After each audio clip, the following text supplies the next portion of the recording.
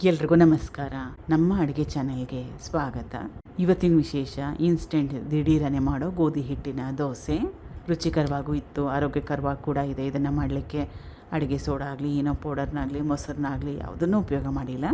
ಕೇವಲ 5 ನಿಮಿಷದೊಳಗಡೆ ಮಾಡ್ಕೋಬೋದು. ಟ್ರೈ ಮಾಡಿ. ಮೊದಲಿಗೆ ದೊಡ್ಡದಾಗಿರೋದು ಬಟ್ಲು ತೊಗೊಂಡಿದ್ದೀನಿ. ಹಿಟ್ಟನ್ನ ಕಲಿಸ್ಕೋಬೇಕು. 1 ಗ್ಲಾಸಷ್ಟು ಅಥವಾ ಸುಮಾರು 1/4 kg ಗೋಧಿ ಹಿಟ್ಟು, ಅದೇ ಗ್ಲಾಸಲ್ಲಿ ಅರ್ಧ ಗ್ಲಾಸಷ್ಟು ಅಕ್ಕಿ ಹಿಟ್ಟು, ರುಚಿಗೆ ತಕ್ಕಷ್ಟು ಉಪ್ಪು. ಡಯಾಬಿಟಿಕ್ ಪೇಷಂಟ್ಸು ಇದನ್ನು ಟ್ರೈ ಮಾಡೋಂಗಿದ್ರೆ ಅಕ್ಕಿ ಹಿಟ್ಟನ್ನ ಅವಾಯ್ಡ್ ಮಾಡಿ ಇದಕ್ಕೆ ಬದಲಾಗಿ ಕಡಲೆ ಹಿಟ್ಟು, ಚಿರೋಟಿ ರವೆ ಅಥವಾ ರಾಗಿ ಹಿಟ್ಟನ್ನ ಉಪಯೋಗ ಮಾಡ್ಬೋದು. ಸ್ವಲ್ಪ ಅಕ್ಕಿ ಹಿಟ್ಟು ಹಾಕೊಳ್ಳೋದ್ರಿಂದ ದೋಸೆ ಸಖತ್ತ ಕ್ರಿಸ್ಪಿಯಾಗೂ ಬರುತ್ತೆ, ಚೆನ್ನಾಗೂ ಬರುತ್ತೆ. ಆಮೇಲೆ ತವಾಗೆ ಅಂಟ್ಕೊಳ್ಳಲ್ಲ, ಕ್ಲೀನಾಗಿ ಮೇಲೆ ಬಂದ್ಬಿಡುತ್ತೆ.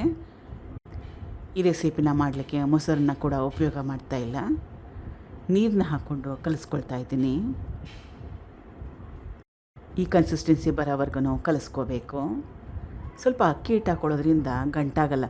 ಇಲ್ಲಾಂದರೆ ಗೋಧಿ ಹಿಟ್ಟು ಒಂದನ್ನೇ ಉಪಯೋಗ ಮಾಡಿದ್ರೆ ಕಲಿಸ್ಕೊಳ್ಳೋವಾಗ ಕಷ್ಟ ಆಗುತ್ತೆ, ಗಂಟಾಗೋ ಚಾನ್ಸಸ್ ಇರುತ್ತೆ. ಸ್ವಲ್ಪ ಅಕ್ಕಿ ಹಿಟ್ಟನ್ನ ಅಥವಾ ರವೆನ ಮಿಕ್ಸ್ ಮಾಡ್ಕೊಂಬಿಟ್ರೆ ಹಿಟ್ಟು ಗಟ್ಟಿಯಾಗಲ್ಲ, ಚೆನ್ನಾಗಿ ಬರುತ್ತೆ, ಒಂದು ಗಂಟೆ ಇರಲ್ಲ. ಕಲಿಸ್ಕೊಂಡಿದ್ದಾಗಿದೆ. ಇದನ್ನು ಸುಮಾರು 5 ನಿಮಿಷ ರೆಸ್ಟ್ ಮಾಡೋಕ್ಕೆ ಬಿಡಬೇಕು. ಅಥವಾ ರೆಸ್ಟ್ ಮಾಡೋಕ್ಕೆ ಟೈಮ್ ಇಲ್ಲ, ಹಿಟ್ಟನ್ನ ನೆನಿಲಿಕ್ಕೆ ಟೈಮ್ ಇಲ್ಲ ಅಂದರೆ ಹಾಗೆ ತಕ್ಷಣವೇ ಮಾಡ್ಕೊಬೋದು, ಇಮ್ಮಿಡಿಯೇಟಾಗೆ ಮಾಡ್ಕೊಬೋದು. 5 ನಿಮಿಷ ಆದಮೇಲೆ ಕಲಿಸ್ಕೊಳ್ತಾ ಇದ್ದೀನಿ.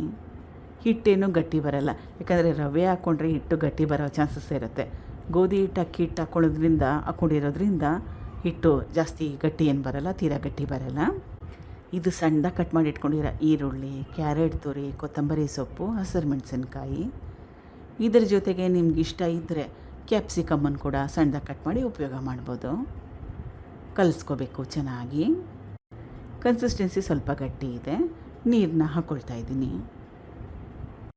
ನೋಡಿ, ತೋರಿಸ್ತಾ ಇರೋದು ಪರ್ಫೆಕ್ಟಾಗಿರೋ ಕನ್ಸಿಸ್ಟೆನ್ಸಿ. ಹೆಂಚು ಚೆನ್ನಾಗಿ ಕಾದಿದೆ. ನೀರು ದೋಸೆ ಥರ ಮೇಲಿಂದ ಹಾಕ್ಕೊಳ್ತಾ ಇದ್ದೀನಿ. ಸ್ವಲ್ಪ ಎಣ್ಣೆ. ಒಂದೇ ಕಡೆ ಚೆನ್ನಾಗಿ ಬೇಯಿಸ್ಕೊಂಡ್ರೆ ಸಾಕಾಗುತ್ತೆ, 2 ಕಡೆ ಬೇಯಿಸ್ಕೊಳ್ಳೋ ಅವಶ್ಯಕತೆ ಏನಿಲ್ಲ. ಅಕ್ಕಿ ಹಿಟ್ಟು ಹಾಕೊಳ್ಳೋದ್ರಿಂದ ಹೆಂಚಿಗೆ ಅಂಟ್ಕೊಳ್ಳೋ ತಲೆನೋವಿರಲ್ಲ. ಇದಾಗಿದೆ. ಇವಾಗ ಮಿಕ್ಕಿರೋ ಹಿಟ್ಟಿಗೆ ಸೇಮ್ ಪ್ರೊಸೆಸ್ನ ಫಾಲೋ ಮಾಡಿ. ದೋಸೆನ ಟೇಸ್ಟ್ ಮಾಡಿದ್ಮೇಲೆ ವಾಯ್ಸ್ ಓವರ್ನ ಕೊಟ್ಟಿರೋದು.